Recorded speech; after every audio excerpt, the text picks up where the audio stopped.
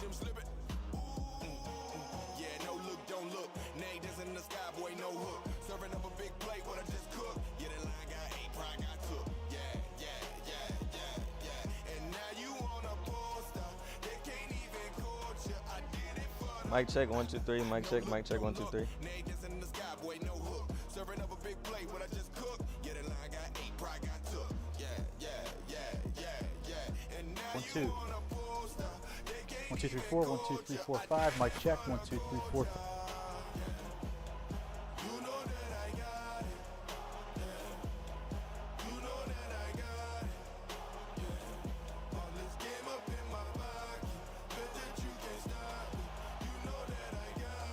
I want it all.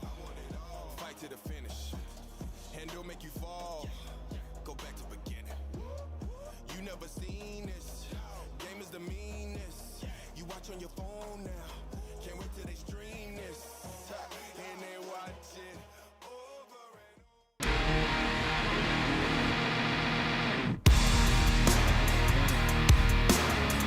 As always, good evening, beautiful people. Welcome to week 8 of overtime. Let's make some noise, people, please. Man, y'all could do better than that. Can I get beat something? Let's beat the.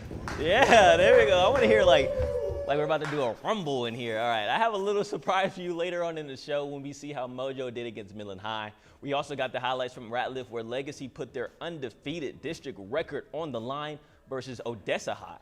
But first, you already know what it is. Let me introduce you to the Beastie Boys of West Texas. You got your boy Mason Stores out in Garden City.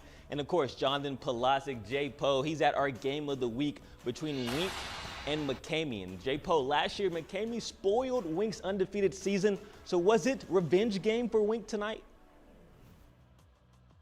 Well, Corey, Wink definitely was looking for a little bit of revenge tonight, but unfortunately it was not to be. Now, the first quarter started pretty slowly as the defenses on both sides took hold of the game, but the offenses quickly woke up at the end of that first quarter and into the second quarter, and it was a fast finish going into half. And with that, let's take a look at those first half highlights. It's game of the week here in Wink, where the MCCAMEY Badgers are taking on the Wink Wildcats in a district matchup. MCCAMEY at the goal line. Nano Rodriguez going left and decides that he doesn't like that and then cuts it back before diving in and giving the Badgers the early lead. We know Cannon Gibson has a cannon for an arm, but he's also got some wheels. He glides down the field and he'll take a hit going into the end zone, but it's a Wildcat score. Gibson again. He decides this time that he's going to tuck the ball and run again. He's heading for the corner, and he's got it. It's another Wink touchdown. However, MCCAMEY looks to answer on the kickoff. It's fielded by Rodriguez, and he's out here doing the cha-cha slide because reverse, and it's Matthew Rosas with the ball in his hands. He cuts it to the sideline and then turns on the Jets. And it's going to be a kick 6 for the Badgers right before halftime. In the end, MCCAMEY continued to force the issue on the ground as they were able to slowly wear out this Wink defense and slowly pull away at the end of the game. Your final here tonight, MCCAMEY 42, Wink 32. Corey, back to you. Thank you, Jonathan. Now over in Iran, the Braves would lose this toss going into the game, and Seagraves elected to kick to Iran. And after a bunch of turnovers, Seagraves, well, they got on the board, scoring a touchdown from, guess what, 50 yards out by Ethan Salazar, making it 7-0. And Raymond Rodriguez, he would score on this 3-yard run, making it 14-0 in the second quarter. And one more time, okay, Oasis Flores, what a name, Oasis, that's live. Running it in to make it a 21-0 lead at halftime, and Iran will lose this one 42-7. Now let's run it over to Ratliff, where Odessa High took on Legacy, and man, it was an uglier game than when I look into the mirror in the mornings. McCollum Young may have worn a different jersey, but he's the same beast, getting the Rebs on the board.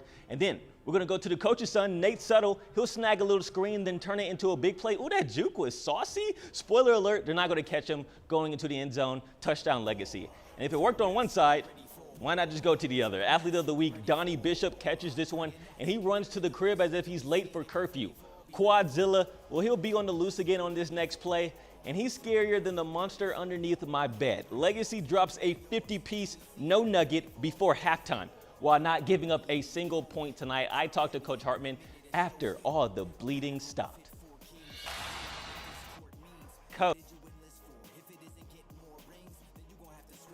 Coach, talk to me, my guy. Another 50-piece before halftime. How are y'all able to do this and get the ball rolling so early? Well, I think, we got good players, and defense kept giving the ball back to them. I think we had 2 or 3 turnovers. And then whenever you lose your starting quarterback, that's tough on any football team. So we started coming after them and getting ball back. So proud of the kids. And you talk about that defense. It's now 7 straight quarters where they pitched a shutout. Do you think they're finding their groove now? I think they are. I think, we had a great game plan. Coach White and Coach Allen and Coach L and all those guys got them ready to play. And then the kids executed it. We felt like that they didn't really attack the middle of the field, so we wanted to play our guys a little wider, stop the run, and then once we got the backup quarterbacks in there, we said we're going to come after them. Got you, Coach. And I saw the highlight. Can you explain to the people that may not know, McCollum was wearing number 37 tonight. Can you explain why that is?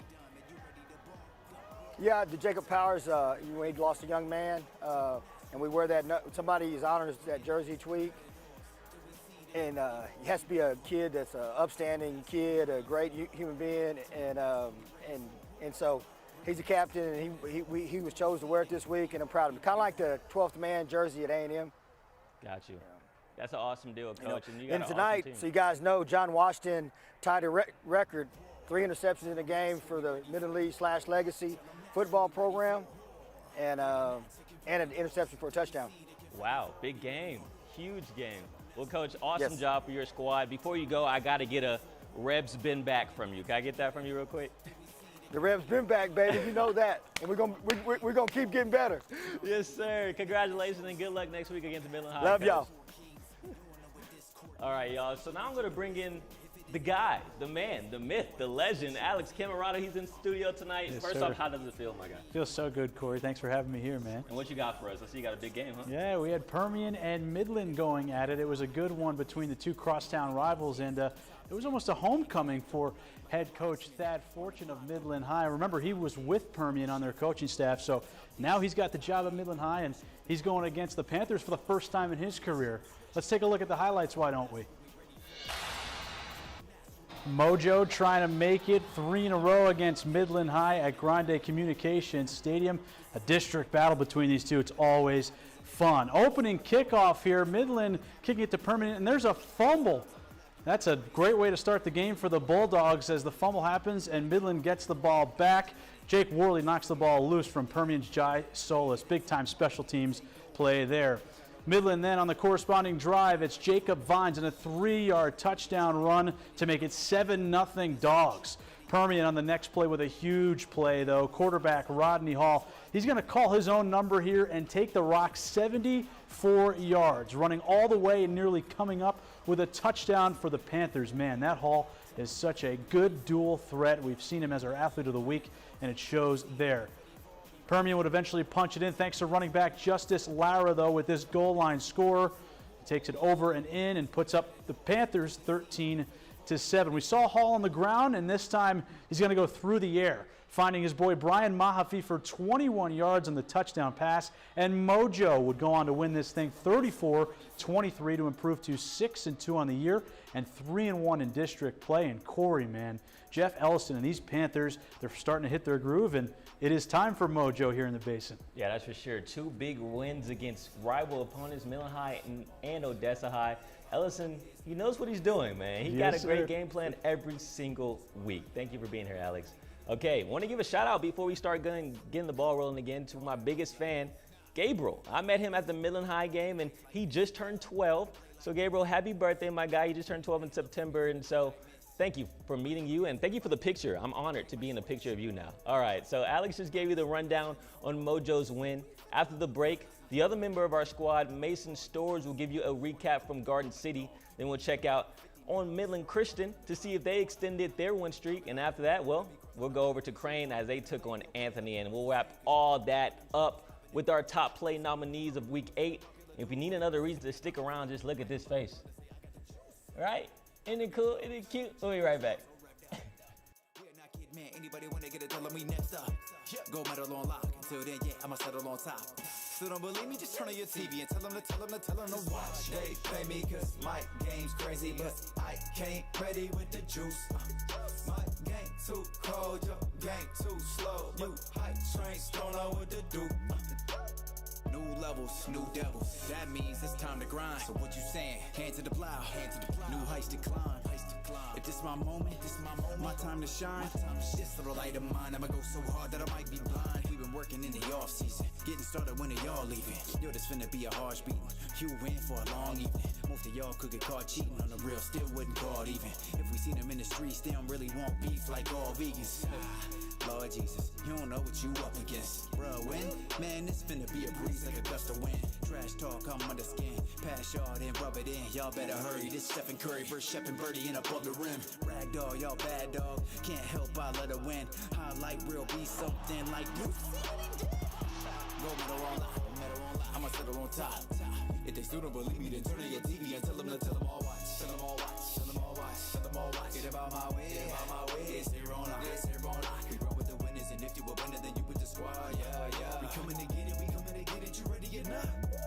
Tell them all watch. Tell them all watch. Tell them all watch. Tell them all watch. Get about my way. Get about my way. It's here on lock. It's here on lock. We roll with the winners, and if you a winner, then you with the squad. Yeah, yeah. We coming to get it. We coming to get it. You ready or not?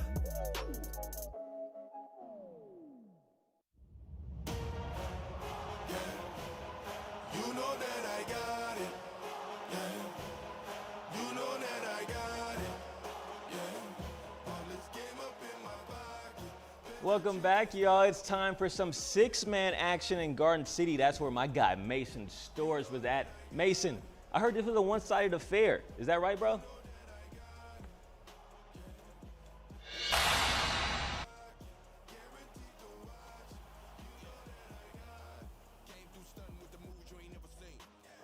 Corey, I would say that one-sided affair is an understatement. It felt like I didn't even have time to get my camera focused before these Bearcats started scoring. And once they tasted blood in the water, it was game over. They were not stopping there. Let's take a look at those highlights. Well, it was homecoming for Garden City tonight as they played a cutthroat football game against the MARFA Shorthorns. The Bearcats wasted no time getting some points on the board. Number 32, John Lopez, fakes the handoff and glides this thing in for a TD, getting the momentum of this football team moving early. It was the Bearcats again with a little jump shot from Mason Walker out to Sebastian Balcazar, who makes guys miss left and right before he trucks along for another touchdown. And to put a little icing on the cake, number 7, Denton Rowe, rolls out and drops a pretty one right in the breadbasket of Jim Kinnebread. Let's see how the game went from a player's perspective. So y'all had the 45 unanswered points that y'all needed at the end of the first quarter. I mean, how does that feel to just get a jump on a team like that? It's great. The hard work that we put in this week, all this season, just grinding, and it's good to know that we're pushing it hard and finishing teams like that quick. So.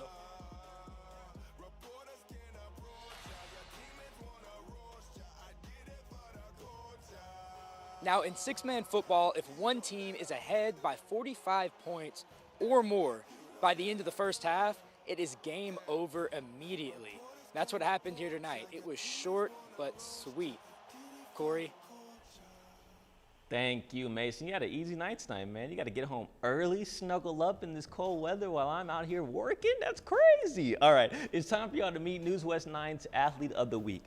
This week, we got a 2-for-1 special here, but it's their relationship off the field that runs deep for these two athletes. Alex Camerata has a story. River Rodriguez and Donnie Bishop had a week to remember. Rodriguez threw 4 touchdown passes and ran in 2 more, leading Midland Christian to their 4th win, while Bishop had 5 total end zone visits as Midland Legacy dropped 68 points for the dub. I think once we get to the playoffs, we're a hungry team. We have a lot of seniors, we're all hungry, and I know we believe it, and I think we could go all the way. We bring so much things to the table. We have so many special players and weapons, so I feel every time we get on the field, I feel we can come out with the win no matter who it is. Last week, Bishop became the first Rebel in program history to rush for 100 and record 100 receiving yards in the same game. It's a blessing. I feel it's my role as like out on the team to produce those numbers. Rodriguez and Bishop haven't just been producing numbers this season. They've been balling since they were kids, growing up together in Crane. What do you think when that comes to mind, when you see this picture? Man, that's family right there. Oh man, it brings back memories from when we were way little. Me and him grew up together and played Little League together. Yes, sir. And if these two friends keep performing the way they have, playing in college is not a dream, but a reality. Yeah, nothing's set in stone yet, so yeah, I'm just gonna keep worrying about this senior season, and then who knows, maybe after this we can link up. I do see myself playing at the next level. That's my goal, and hopefully it goes as planned. And I do appreciate the offer that I do have, and hopefully I keep growing from there. Man, that is so awesome to see two friends dominate on the field for two really good teams and have respect for each other off the field as well. All love. And so let's pony up to Midland Christian and see how River Rodriguez did tonight. The Stangs, well, they wasted no time getting the party popping, and it's all because of River. He pulled out a little back shoulder fade here from his bag of tricks, dropping it to Sean Madison, who gets 2 feet in, even though he needed 1. That'll set up the big fella, Nathaniel Brito. He'll dive into the end zone's DMs, putting 6 points on the board. Back on the goal line, and MCS says, "Cry me a river." Rodriguez touchdown. That's the remix. That's the remix in case you didn't know.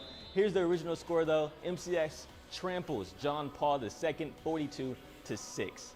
And now we're going to head over to Crane versus Anthony, where they had their homecoming, and the quarterback, QB1 Jackson Willis, he almost dropped the crown, but he was also dropping dimes after he won Homecoming King. This one's going to a wide open Payson Smith. He'll dive into the end zone, calling his own number. Next will be Jackson Willis, the Hoco King. He'll dive in there, get 6 points. Ref got into the way though, so disrespectful. Finally, Oliver Cervantes puts the final nail in the coffin. Golden Cranes dominate on homecoming night. Going to Greenwood, their defense got things started with a huge turnover on Sweetwater's side of the field. That'll set up Ty Flowers. He's gonna go ahead and drop a dime into the corner of the end zone. Watch this, to Zane Ogle. Look at that, just beauty, what a beaut. He shows off the muscles after that catch, and this one came down to the wire, but Sweetwater would defeat the Rangers 34-28. Now over in COAHOMA, the Bulldogs took on Stanton, and same as usual, just like the last game, defense was the topic of conversation early on.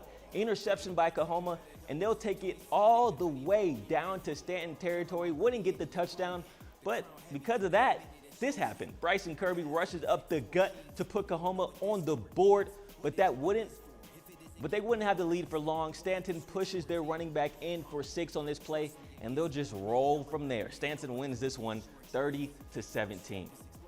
All right, it's time for the moment my mama been waiting for. I don't know if y'all have, but I know she has. Week 8 top play nominees. Let's get it. First off, we got Midland Legacy. McCollum Young, 70 yards out. He's going to go all the way because no one's going to catch him. And look at number 12's effort here.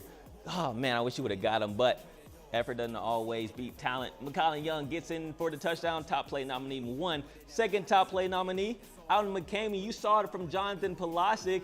They're going to do a little trickery with Matthew Rosas on the kickoff return. He makes 1 cut, and he's gone, folks. You're not going to catch him. The speed is on 99 if he was in Madden. Matthew Rosas takes it all the way to the crib, and that's our top play nominee number 2. And lastly, the little jump shot, that's what the way Mason called it, in Garden City. 2 stiff arms, and I'm good to go.